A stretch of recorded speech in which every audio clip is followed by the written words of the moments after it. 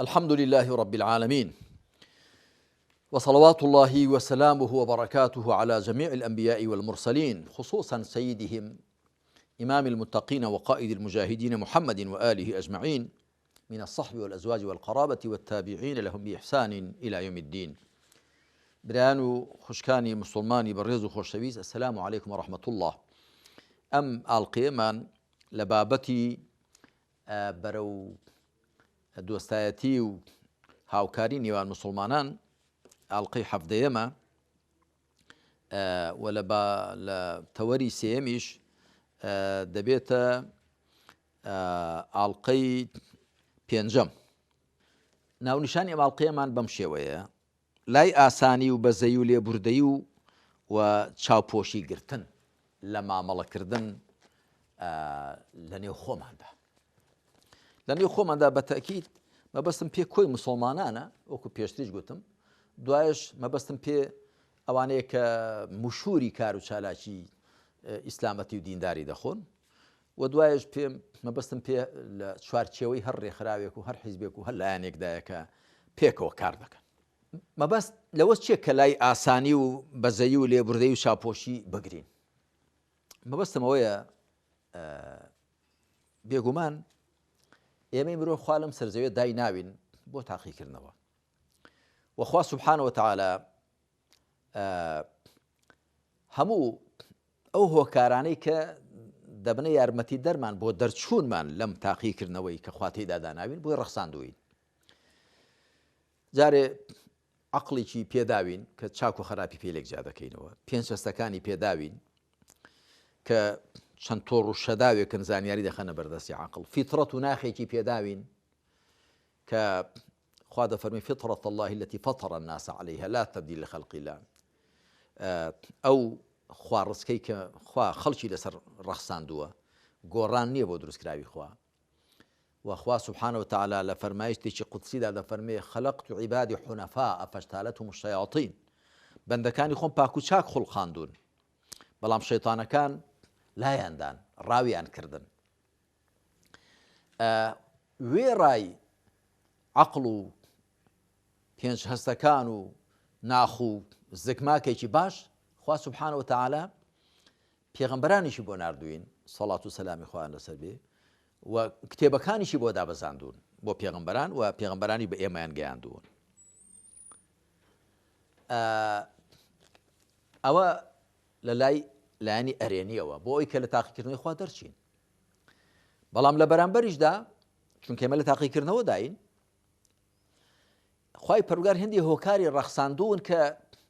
ئەگەر لە خۆمان وریانە بین لەو تاقیکردنەوەی ژیانی دنیا دەمانکەوێنن. پێش هەموویان نەفس، ئەو نەفسەی کە خوا بە ئێمەی داوە، وەنەفسی وەما سەواها فەئەلهەمەها فوجوورها وتەقواها. سوێن بە نەفس و بەوەی کە نەفسی هێناوەتە دی و ڕێکی خستووە، فەئەلهەمەها فوجوورها وتەقواها. هەم تاوانباریەکەی فێر کردووە، هەم پارێزکاریەکەی. نەفسی مرۆڤ لە توانایدا هەیە چاکەکار بێ و گوناهبار و خراپەکاریش بێ، لە توانایدا هەیە بەرز بێتەوە، لە تواناشیدا هەیە نزم بێتەوە. ئەوە نەفس وەکو لە هەندێک شوێنەواراندا هاتوو، ئەگەر فەرمایشتی پێغەمبەریش نەبی عەلەیهی سەڵات وسەلام ئەعدا عەدوویکە نەفسوکە الەتی بەینە جەنبەیکە. سەرسەختترین دوژمنت ئەو نەفسەتە کە لە نێوان دوو تەنیشتەکانتدایە. و پێغەمبەر عەلەیهی سەڵات وسەلام فەرمیوتی اللهم آتی نەفسی تەقواها وزەکیها ئەنتە خەیڕ من زەکاها ئەنتە وەلیها ومولاها. خوایە تەقوا بە نەفسم ببەخشە، پاچی کە و چاکی کەوە، تۆ باشترین کەسی کە پاک و چاکی بکەی، ئەتۆ سەرپەرشتیار و دۆست و پشتیوانی نەفسەکەی منی. لە دوای نەفس خوای پەروەردگار شەیتانی خوڵقاندووە، شەیاطین الئینس والجن یوحی بعضهم إلى بعض زخرف القول غرورا. هەروەها ئەوهم ئارەزوانەی داناون زوئین للناس حب الشهوات من النساء والبنين والقناطير المقنطرة من الذهب والفضة والخيل المسومة والأنعام والحرث ذلك متاع الحياة الدنيا. و دژمنان و ناحەزانێکی زۆری لە نێو مرۆڤاندا کە دژی خوا و دژی پەیامی خوا و دژی پێغەمبەرانی خوان سەڵات و سەلامی خوایان لەسەر بێت، و دژی ئەو نور و ڕۆشنیان کە خوا دای بەزاندووە، و و دژی هەموو خێر و چاکەیەکن و لەگەڵ هەموو شەڕ و خراپەیەکدا بەتایبەت ئەو زلهێزانەی کە بە درێژایی مێژوو دژایەتی پێغەمبەرانیان کردووە و هەمیشە هەوڵیان داوە ئەو سێچەکەیان بەدەستەوە بن چەکی چەوسانەوەی سیاسی خۆپەڕستکردن و خۆسەپاندن و چەکی چەوسانەوەی ئابووری و چەکی چاواشەکردنی خەڵک هەمیشە هەوڵیان داوە ئەو سێچەکەیان بەدەستەوە بن زێڕ و زۆر و تەزویر لە ئەنجامی ئەوەدا مرۆڤ دەگونجێ بکەوێ دەگونجێ ڕاست بێتەوە دەگونجێ چاک بێ دەگونجێ خراپ بێ و پێغەمبەر عەلەیهی سەڵات وەسەلام هەواڵی پێداوین بۆ ئەوەی دوای دڵمان بە خۆمان نەسووتێ کە تووشی گوناحی و هەڵە و لادانێک بووین دەفەرمێ كل بني آدم خطاء وخير الخطائين التوابون هەموو وەچەی ئادەم زۆر خەتەئەکارن باشتری خەتاکارانیش گەڕاوانن ئەوانەی دەگەڕێنەوە بۆ لای خوا سبحانه وتعالى بۆیە کەسێک لە دینی خوا حاڵی بوو بێ و لە سروشتی ژیانی بەشەر تێگەیشت بێ دەبێ زیاتر لای میهرەبانی بگرێ لای ڕەحم و بەزەیی بگرێ و لای ئاسانی بگرێ و لای لێبوردەی و چاپۆشی بگرێت پێغەمبەران وا بوون عەلەیهیم السەڵات وەسەلام نەک لە خەڵک لە بیان و بێ جا هەندێک لەمانی کە لەگەڵ خەڵکدا زۆر دڵڕەقن لەگەڵ خۆیاندا زۆر بەڕەحمن یعنی زۆر گوناح دەکەن زۆر لادان دەکەن زۆر عەیب و شوورەی دێنە سەر خۆیان هەویش دەربەست نین بەڵام بۆ خەڵکی دیکە خەڵک لە قولەی قاف دەکێشن کاکە لەگەڵ خۆت ئەو توندیت با لەگەڵ خۆت بێ لەگەڵ خەڵک میهرەبان بە بەڕەحم بە با تەماشا بکەین خوا چی دەفەرمێ خوا سبحانه وتعالى سورة البقرة دەفەرمێ يريد الله بكم اليسر ولا يريد بكم العسر ئەوە لە سیاقی ئەو ئاتانی کە باسی ڕۆژوگرتنی مانگی ڕەمەزان دەکەن خوا ئاسانی بۆتان دەوێ و سەغڵەتی و زەحمەتی بۆتان ناوێ واتە ئەمە ئیرادەی تەشریعیە خوا لە شەریعەتی خۆیدا ئاسانی بۆتان داناوە نەک کورسی و زەحمەتی چونکە ئەگەر ئەمە بڵین ویستێکی تەکوینی بووە ئەو کاتە نەدەبوو هیچ کەس تووشی زەحمەتی و قورسی بێ دەبێ هەمووی لە ئاسانی دابین بەڵام ئەمە لێردا مەبەست لە ویستنی تشريعية هروها لسورة حج آياتي كوتاي دا دفرمي آياتي جمارة حفتها وهشت دفرمي وما جعل عليكم في الدين من حرج خوال الدين دا صغلتي بو ايوه دانا ناو صغلتان ناكا نارحتان ناكا واتان لناكا نزان نشيب كان عاصي ببن اقرنا ما بزونيك بهوي دين داري وآرقينا كانوا نارحت نبنو سرما وقرماتان نبي پیغمبر صلى الله عليه وسلم وەکو ڕێنماییکردن و ئامۆژگاریکردنی مسلمانان بەگشتی دەفەرمێ یەسیروا وەلا توعەسیروا وەبەشیروا وەلا تونەفیروا ئاسانکەر بن و زەحمەتخەر مەبن خەڵک دڵخۆشکەن و مەیان سڵەمێننەوە هەروەها ئەم فەرمایشتەش زۆر جێی سەرنجە سئل رسول الله صلى الله عليه وسلم أي الأديان أحب إلى الله قال أحب الأديان إلى الله الحنيفية سمحة أحمد بجمارة 2107 بخاري في الأدب المفرد بجمارة 287 والشعيب الأرناؤوط قتويتي صحيح لغيره أوانا هي ناويانا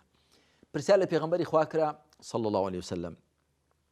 كامل برنامج كان للاي خوا خوش شويسترن فرمي خوش شويستريني برنامج كان بولاي خوا بريتيل الحنيفية السمحة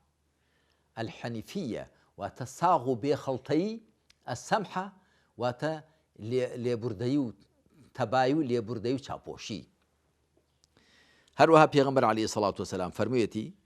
أحب الدين إلى الله الحنيفية السمحة أمش بهمان شوي بيشو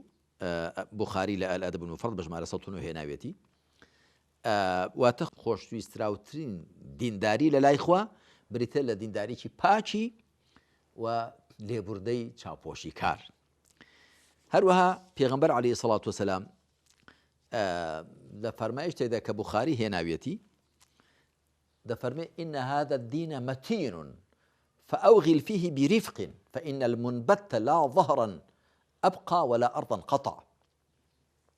دەفەرمێ ئەم دینە پتەوە زۆر قایم و محکەمە بە نەرمی پێدا بچۆ خوار، چونکە ئەو کەسێ زۆر لە وڵاخەکەی بار دەکا، نە وڵاخەکەشی دەمێنێ نە ڕێکەش دەبڕێت. بەڕاستی ئەو ئاەتە مبارەکانە و ئەو فەرمایشتانەی پێغەمبەر صلی الله عليه وسلم بۆ ئێمە پێویستە ڕێڕۆشنکەرەوەیکی زۆر چاک بن کە ئێمە هەمیشە لە دینداریماندا بە تایبەت لە مامەڵەمان لەگەڵ خەڵکدا لای ئاسانی بگرین. ئەگەر کەسێکمان بینی لای دابوو کەم و کوڕێکی هەبوو یەکسەر زەربی بەسەردا نەهێنین. پێغەمبەری خوا صلی الله عليه وسلم یەکێک لە هاوڵانی چەند جارێک هێنابوویان بۆ لای شەرابی خواردبەوە، جارێک هێنان بۆ لای سزایاندا، دوایی کە ڕۆیشت یەکێک لە هاوڵان گوتی ئەخزاه الله، خوا سەرشۆڕیکە، ئەوە چەند جار بیهێنە خزمەت پێغەمبەر صلی الله عليه وسلم، سزاشی دەدەن کەسی هەر دووبارە دەچێت دەخواتەوە. پێغەمبەر عەلەیهی سەڵات وسەلام فەرمووی من ئەوەی دەزانم خوا پێغەمبەری خوای خۆش دەوێ، و لە ڕیواتێکدا فەرمووی لا تەکونوا عەونًا للشەیطان عەلی ئەخیکم، یارمەتیدەری شەیطان مەبن لە دژی برایەکەتان، دوعایەکی خێری بۆ بکەن. دەڵێ دوای هەواڵیان بەو کابرایەدا گوتیان دەزانی پێغەمبەر صلی الله علیه و دیفاعی لێ کردی، ئاوای فەرموو دەکتی جامی عەهد بێ پەیمان بێ جاریش کە برای دانەسمەوە. ئەوە باشە، نەک موسڵمانێک هەڵەیەکی کرد بێ پێلاقێکی پێدا دەیت یا پێ دڵخۆش بی، ئەو کەسەی بە هەڵە و گوناحی مسلمانان دڵخۆش دەبێت دەبێت لە ئیمانی خۆی لە گوماندا بێ، بێ ئیمانم هەبێ ئەی مسلمان نابێ خۆشی مسلمانانی پێوەکوی خۆی بێ، ناخۆشی ئەوانی پێوەکوی خۆی بێ. خوا پەناماندا، خوا دڵ و دەرومان ساغ و سەلامەتکە. بۆیە من وەکو برایەکی دڵسۆزی هەموو لایەک دەڵێم بە هەوڵ دەین هەمیشە لای ئاسانی بگرین، لای ڕەحم و بەزەیی بگرین، لای چاوپۆشی و لێبوردەیی بگرین، نەک لای دڵڕەقی و لای دڵخۆشبوون بە هەڵە و کەم و کوڕی هەندێک کەس، بەڵکو وەکو پێغەمبەر دەفەرمی عەلەیهی سەڵات وسەلام ئەگەر کەسێک هەڵەیەکیشی کرد کەم و کوڕێکیشی بوو، ئەگەر بتوانین مادام لە شەریعەتدا جێگەی بێتەوە هەموو هەڵە و کەم و کوڕێکەی بۆ بپۆشین، بۆی پەردە پۆشکەین، مادام مافی خەڵکی دیکەی پێوە پەیوەست نەبێ، نەک کەسێک زوڵمی لە کەسێک کردووە ئەتۆ بێنی بۆی بپۆشی دوای حەقی ئەو خاوەن حەقە زایە بێ، ئەوە نا. ئەگەر نا مادام حەقی خەڵکی دیکەی پێوە پەیوەست نەبێ، بە پێی توانە هەڵە و کەم و کوڕەکانی خەڵک بپۆشین و لەگەڵیان بەڕەحم بین، نەک بە چاوی دوژمن و ڕوقیقینە تەماشایان بکەین. و هەوڵیش دەین هەمیشە لە دینداری موسڵمانەتیدا لای ئاسانی بگرین، هەمیشە چاومان لە شتە قورسەکان نەبێ. ئافرەت بۆی هەیە دەم و چاوی دیار بێ و دەستی دیار بێ، بۆشی هەیە پێشە بگرێتەوە. ئەتۆ نەچی هەر ئافرەتان بۆ هەندێک پێشە بگرنەوە، چکە لە ڕۆژگاری پێغەمبەردا عەلەیهی سەڵات وسەلام هەردوو حاڵەتەکان بوون، بە زۆری وا بۆ ئافرەتان دەم و چاویان دیار بێ دەستیان دیار بێ. وەکو ئەلقورتوبی دەڵێ لە تەفسیری ئەو ئاەتەی ئەو ڕستە قورئانی کە دەفەرمی ئیلا ما ظهر منها، دەڵێ ئەی ما يظهر عادة وعبادة، ئەوەی بە عادەت و لە کاتی عیبادەتدا دەردەکەوێت کە دەم و چاو هەردووک دەستن، هەردوو لە پەدەست تا مەچەک. کەواتە تۆ مەچۆ خەڵک ملزەم کەی و پابەند کەی بەوەی دەبێ ئافرەتان هەر نیقاب بکەن، چکە وان نییە. ئافرەتێک بۆ خۆی نیقابی کرد پێچەی گرت، بۆ خۆی وای پێچاک بوو، بۆی هەیە، بەڵام تۆ مەچۆ پێتوا بێ دین هەر ئەوەیە. هەروەها هەندێشتی دیکەی وردە بابەت کە پێشتریش لە هەندێک لە ئاڵلقەکاندا ئاماژەم پێدان، ئێمە با بێنین شتە جەوهەریەکان، شتە بنەڕەتیەکان، ئیمان و عەقیدە، تەقوا و تەزکیە، تەوحید و تەنیا خواپەرستی، پاشان حەڵاڵ و حەرامە بنەڕەتیەکان، و ئەوانە کە عومدەی دینداری پێک دێنن و ئەوانە کە خاڵی هەڵبەشی نێوان هەموو مسڵمانان پێک دێنن، با ئێمە کۆبیرمان لەسەر ئەوانە بێ و جەخت زیاتر لەسەر ئەوانە بکەینەوە، چونکە گەر مسڵمانان لەسەر ئیمان و تەنیا خواپەرستی و لەسەر تەقوا و تەزکیە و ڕەوشتی بەرز و جوان و لەسەر ڕاست تێگەیشتنی ئیسلام و ئەوانە کۆک بن، ئەو وردەشتانەی دیکە بینیان تێک نادەن و ئەو وردەشتانەی دیکە ڕێگر نابن لە برایەتیان و ڕێگر نابن لە چاک خواپەرستنیان. لێرەدا دێنە کۆتایی ئەم ئاڵلقەیەمان، خوا بە لوتف و کەڕەمی خۆی تەوفیقمامدا کە وەکو پێغەمبەری خاتەم صلی الله عليه وسلم ئێمەش هەمیشە لای ئاسانی بگرین و لای لێبوردەی و چاپۆشی بگرین هەتا لە شەریعەتدا جێ بێتەوە. من ناڵێم ناشەرعی بۆ خەڵک بکەینە شەرع، بە ناشەرعی بۆ خەڵک نەشەرعێنین، بەڵام بە شریعەتی جوانە خێنە بەرچاوی خەڵک هەر قورسەکانی تێدان و بۆ خۆمان بە هەوڵ دەین کامەی قورسە خۆمان جێبەجێکەین. پێغەمبەر عەلەیهی سەڵات وسەلام وای کردو بۆ خۆ ئیشی بە عەزیمەت کردووە، با بۆ خۆمان شەونێژمان هەبێ، ڕۆژی سونەتمان هەبێ، قورئان خوێنی زیادمان هەبێ، زیکر و دوعامان هەبێ، بەڵام بۆ خەڵک با لای ئاسانی بگرین ئەوەندی لە شەرعدا جێگەی بێتەوە و سەرنجام ئێمە دڵخۆشکەری خەڵک بین و ئاسانکەر بین بۆیان، نەک سڵەمێنەرەوە و زەحمەت خەر بین. لێرەدا دێنە کۆتایی ماڵقەیەمان. وصلی الله علی محمد وعلى آله وصحبه أجمعين. الحمد لله رب العالمين.